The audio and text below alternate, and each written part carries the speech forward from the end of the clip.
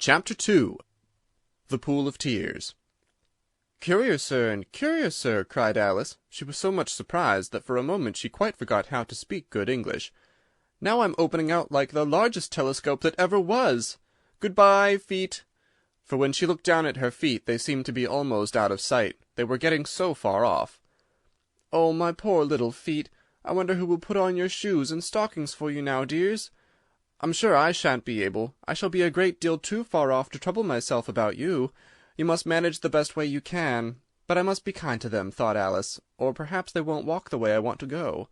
Let me see. I'll give them a new pair of boots every Christmas." And she went on planning to herself how she would manage it.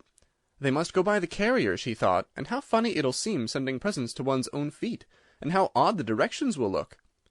Alice's right foot, Esquire, hearthrug, near the fender, with Alice's love. Oh dear, what nonsense I'm talking! Just then her head struck against the roof of the hall. In fact, she was now rather more than 9 feet high, and she at once took up the little golden key and hurried off to the garden door. Poor Alice! It was as much as she could do, lying down on one side to look through into the garden with one eye, but to get through was more hopeless than ever, and she sat down and began to cry again. "You ought to be ashamed of yourself," said Alice. "A great girl like you," she might as well say this, "to go on crying in this way. Stop this moment, I tell you."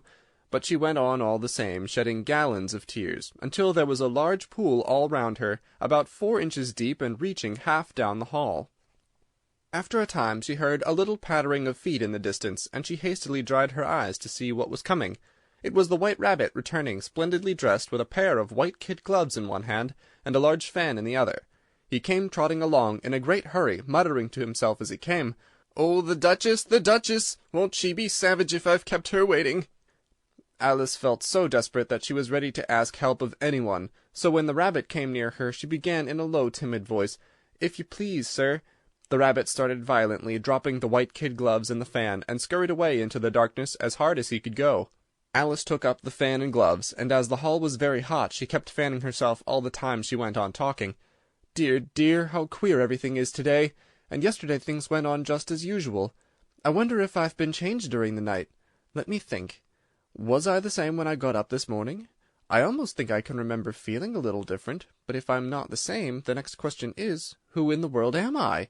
Ah, that's a great puzzle."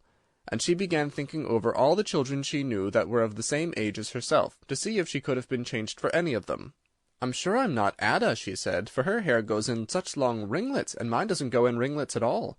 And I'm sure I can't be Mabel, for I know all sorts of things, and she knows such very little. Besides, she's she, and I'm I, and oh dear, how puzzling it all is. I'll try if I know all the things I used to know. Let me see, 4 times 5 is 12, and 4 times 6 is 13, and 4 times 7 is... Oh dear, I shall never get to 20 at that rate. However, the multiplication table doesn't signify. Let's try geography. London is the capital of Paris, and Paris is the capital of Rome, and Rome... No, that's all wrong, I'm certain. I must have been changed from Mabel. I'll try and say how doth the little." And she crossed her hands on her lap as if she were saying lessons, and began to repeat it, but her voice sounded hoarse and strange, and the words did not come the same as they used to do. "How doth the little crocodile improve his shining tail, and pour the waters of the Nile on every golden scale? How cheerfully he seems to grin, how neatly spreads his claws, and welcomes little fishes in with gently smiling jaws." "I'm sure those are not the right words," said poor Alice, and her eyes filled with tears again as she went on.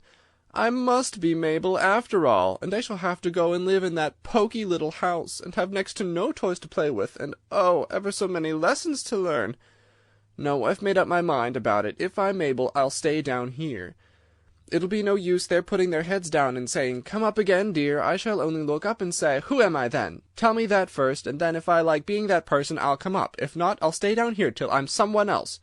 But oh dear," cried Alice with a sudden burst of tears, "I do wish they would put their heads down. I am so very tired of being all alone here."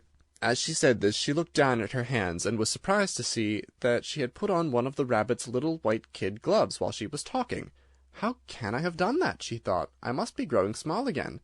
She got up and went to the table to measure herself by it, and found that, as nearly as she could guess, she was now about 2 feet high, and was going on shrinking rapidly. She soon found out that the cause of this was the fan she was holding, and she dropped it hastily just in time to avoid shrinking away altogether. "That was a narrow escape," said Alice, a good deal frightened at the sudden change, but very glad to find herself still in existence. "And now for the garden," and she ran with all speed back to the little door. But alas! the little door was shut again, and the little golden key was lying on the glass table as before. "And things are worse than ever," thought the poor child, "for I never was so small as this before, never, and I declare it's too bad that it is." As she said these words, her foot slipped, and in another moment, splash! She was up to her chin in salt water. Her first idea was that she had somehow fallen into the sea, and in that case I can go back by railway, she said to herself.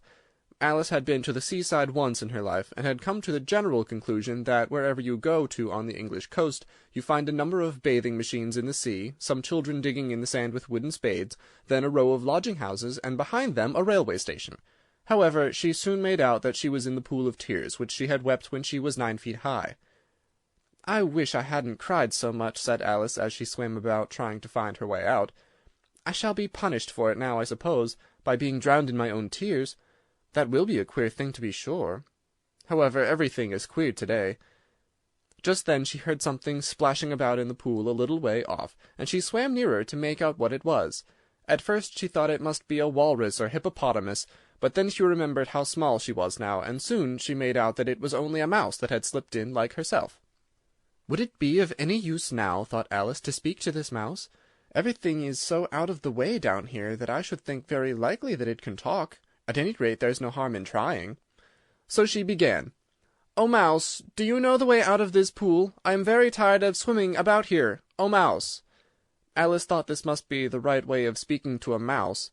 She had never done such a thing before, but she remembered having seen in her brother's Latin grammar, "A mouse, of a mouse, to a mouse, a mouse, O Mouse." The mouse looked at her rather inquisitively, and seemed to her to wink with one of its little eyes, but it said nothing. "Perhaps it doesn't understand English," thought Alice. "I dare say it's a French mouse come over with William the Conqueror," for with all her knowledge of history, Alice had no very clear notion how long ago anything had happened. So she began again, "Wheels machat," which was the first sentence in her French lesson book. The mouse gave a sudden leap out of the water, and seemed to quiver all over with fright. "Oh, I beg your pardon," cried Alice hastily, afraid that she had hurt the poor animal's feelings. "I quite forgot you didn't like cats."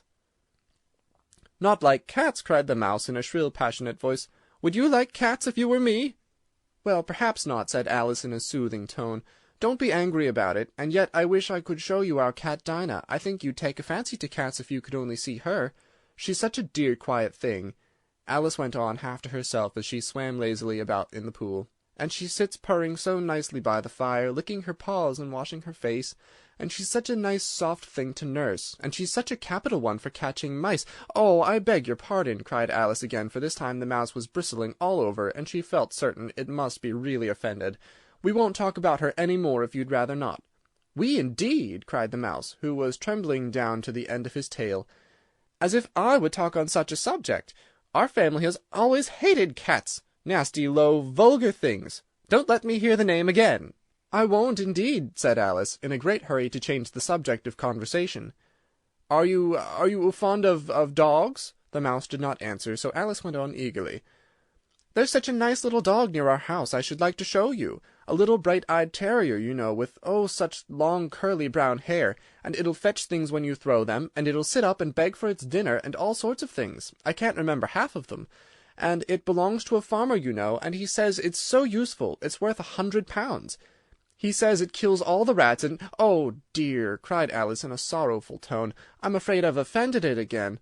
For the mouse was swimming away from her as hard as it could go, and making quite a commotion in the pool as it went. So she called softly after it, "Mouse dear, do come back again, and we won't talk about cats or dogs either, if you don't like them." When the mouse heard this, it turned round and swam slowly back to her. Its face was quite pale, with passion, Alice thought, and it said in a low trembling voice, "Let us get to the shore, and then I'll tell you my history, and you'll understand why it is I hate cats and dogs." It was high time to go, for the pool was getting quite crowded with the birds and animals that had fallen into it. There were a duck and a dodo, a lory and an eaglet, and several other curious creatures. Alice led the way, and the whole party swam to the shore. End of Chapter 2.